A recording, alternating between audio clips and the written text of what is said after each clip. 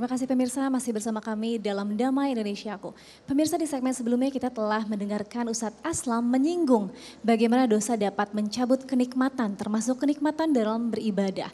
Nah, pada segmen kali ini kita akan mendengarkan tausiah lebih lanjut yang akan disampaikan oleh Ustadz Fahmi Salim tentang pengaruh dosa dalam hidup. Silakan Ustadz.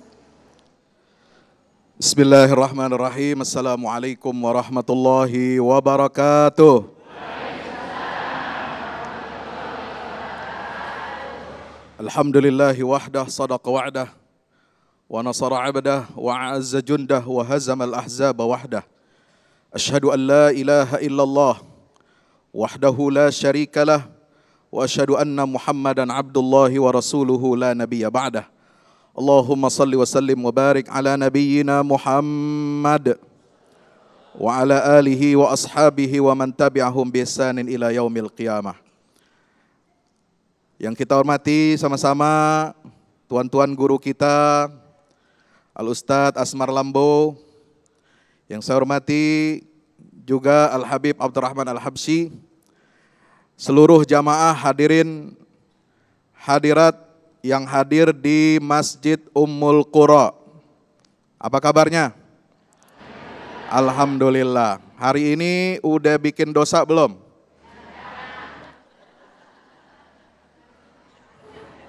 Jangan ketawa ente. Dosa itu pasti melekat sama kita, betul? Betul? Yang perlu kita lakukan adalah meminimalisir dosa, betul? Insya. Bukan cuma duit aja di manage. Bukan cuma duit yang diatur. Pemasukan pengeluaran diatur, tapi dosa juga kudu diatur, betul? Supaya apa? Hidup lo kagak susah. Insya Allah. Saya mau tanya kepada seluruh hadirin yang hadir di sini maupun yang menyaksikan melalui layar apa itu? Layar tancap. Kagak, melalui TV One. Alhamdulillah. Apa yang menyebabkan iblis keluar dari surga? Maksiat, dosa. Apa yang menyebabkan Nabi Adam dan Hawa keluar dari surga? Dosa juga. Apa yang menyebabkan kaum Nabi Nuh digulung, dihancurkan oleh Allah dengan banjir bandang? Apa? Dosa. Susah kagak hidupnya? Susah. Apa yang menyebabkan kaum Tsamud dihancurkan oleh Allah Subhanahu wa taala sehingga rumahnya, istana-istananya, resort-resort yang mereka bangun hancur berantakan, dan mereka manusia-manusia yang menghuni negeri Tsamud itu menjadi hancur seperti kayu-kayu yang bergelimpangan. Apa yang menyebabkan? Dosa.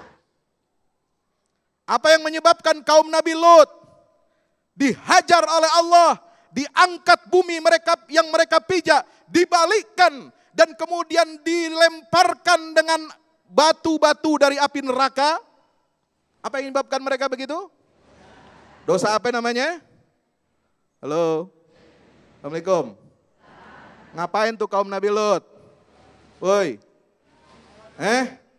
Suka sama lubang tai. Betul? Nauzubillah min zalik. Apa yang menyebabkan kaum Ad dihancurkan oleh Allah Subhanahu wa taala? Juga dosa. Yang menyebabkan Fir'aun dan bala tentaranya ditenggelamkan oleh Allah ke dasar Laut Merah. Apa? Penyebabnya? Dosa. Karena tidak mau ikut perintah Allah. Tidak mau ikut arahan Nabi yang Allah utus kepada mereka untuk menyelamatkan hidup mereka di dunia dan di akhirat. Bahkan jangan jauh-jauh, saudara. Sahabat Nabi kurang apa? Mereka soleh dan takwanya kepada Allah. Tapi mereka juga pernah menderita kekalahan. Kalah itu susah apa bukan? Mati di medan perang itu susah apa tidak? Ninggalin anak istri jadi yatim susah apa enggak? Susah. Kalah di medan Uhud. Apa yang menyebabkan mereka kalah? Perbuatan dosa. Baca surat Ali Imran. Ya. Ayat 165. Di mana Allah Subhanahu wa taala mengatakan, "Awalamma asabatkum musibatun qad asabtum mithlaiha qultum anna hadza qul huwa min indi anfusikum." Kalian bertanya-tanya kepada Rasulullah SAW. Kamu bertanya. Saya kagak niru ya. Nyontoh doang. Ya Allah, apa yang menyebabkan kami kalah di perang Uhud ini? Padahal sebelumnya di perang Badar kami telah menimpakan 2 kali lipat kekalahan itu kepada kaum musyrikin.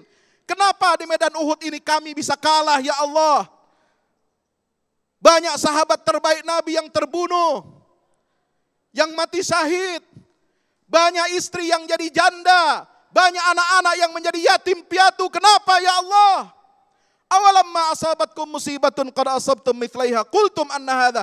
Dari mana ini kekalahan yang kami derita ya Allah?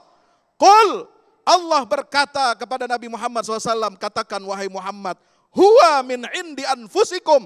Kekalahan yang kamu derita, kekalahan yang kalian alami adalah karena dosa-dosa yang diperbuat oleh jiwa-jiwa kalian. Na'udzubillah min.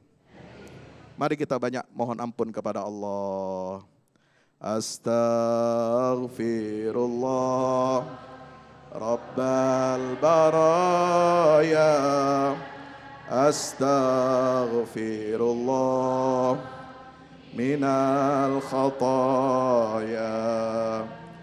Apa yang menyebabkan juga para sahabat Nabi SAW, padahal mereka unggul dari segi jumlah, dari segi persenjataan, bahkan mereka sudah membebaskan kota Makkah dari kemusyrikan dengan Fathu Makkah, dan hampir kalah umat Islam di perang Hunain. Apa yang menyebabkan mereka hampir kalah?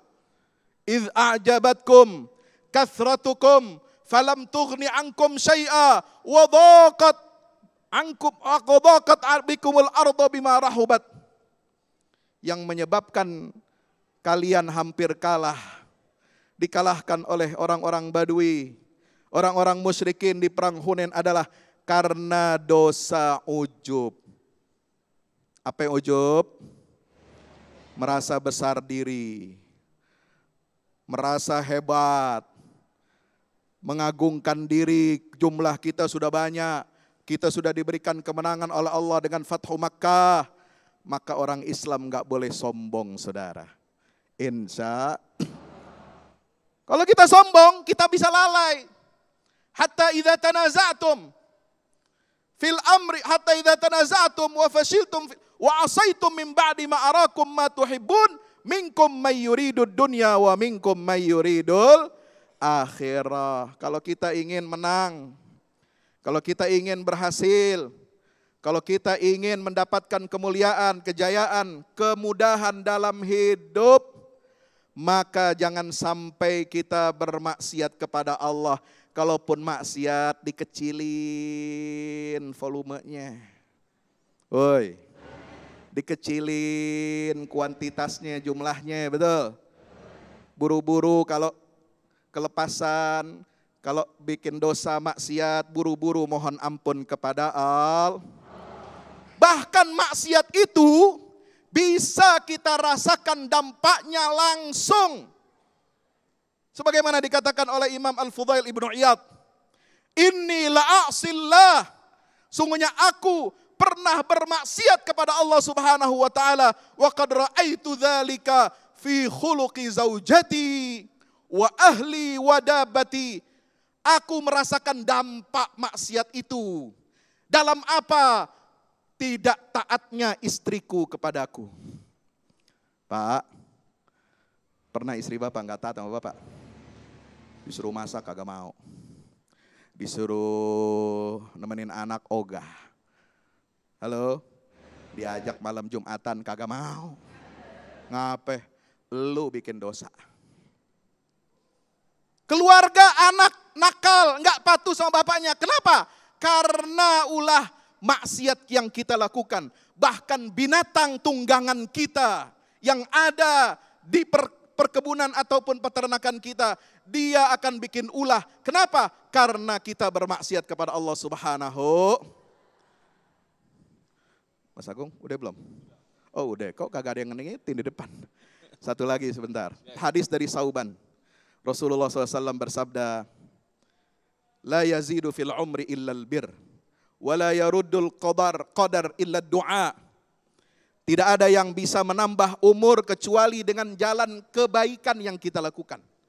Kalau pengen tambah umur, banyak-banyak buat baik. Insya. Tidak ada yang bisa menolak takdir Allah kecuali doa. Dan yang ketiga kata Nabi SAW dalam hadis riwayat Ibnu Majah dan Imam Ahmad, wa innar rajula la yuhramar rizqa bidzambi yusibuhu. Seorang itu bisa terhalang dari rezekinya. Kenapa? Karena perbuatan dosa yang dia lakukan. Na'udzubillah min. Mudah-mudahan bermanfaat. Assalamualaikum warahmatullahi wabarakatuh. Waalaikumsalam warahmatullahi wabarakatuh. Terima kasih Kiai. Luar biasa sekali nasihatnya, ternyata begitulah konsekuensi manusia melakukan dosa. Tetapi yang harus kita pahami, makhluk keturunan daripada Adam alaihissalam pasti melakukan dosa. Di setiap saat pasti kita melakukan dosa. Ada orang yang melakukan dosa akhirnya berhati-hati padahal dia juga akan bisa melakukan dosa untuk yang kesekian kalinya. Disinilah pentingnya kita mengenal sifat Allah yaitu Ghafur, Sang Maha Pengampun. Allah sangat suka dengan hamba-hamba yang melakukan dosa dan segera untuk bertobat. Habibana akan membahasnya selepas pesan-pesan berikut ini. Tetaplah bersama kami, Damai Indonesiaku.